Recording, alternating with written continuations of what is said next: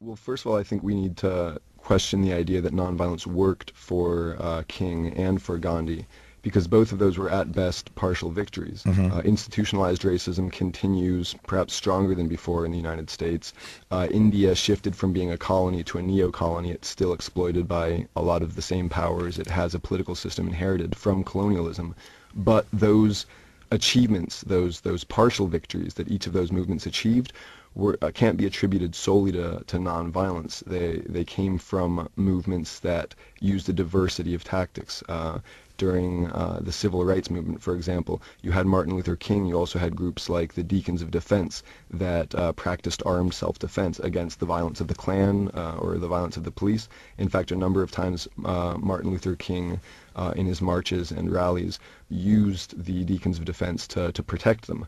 Or you also have the Black Panthers and then a number of urban uprisings, for example, the riots in Birmingham that are really the direct predecessor, the direct trigger for the Civil Rights Act.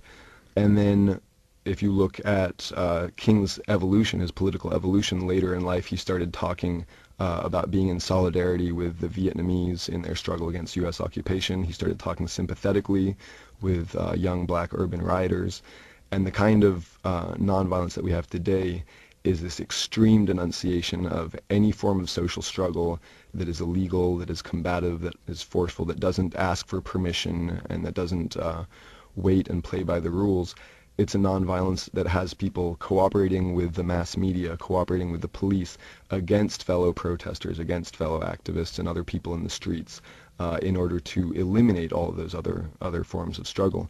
So I think that there's obviously room in a social struggle and a social movement for all different sorts of people, for people who prefer peaceful methods, for people who prefer direct action and self-defense. But those who prefer peaceful methods, I think they need to stop identifying with an exclusive nonviolence and acknowledge that all social movements are heterogeneous, all social movements are diverse, and they can't control other people's participation in a social movement. They should start looking towards how they can cooperate, how these different forms of participation can complement one another.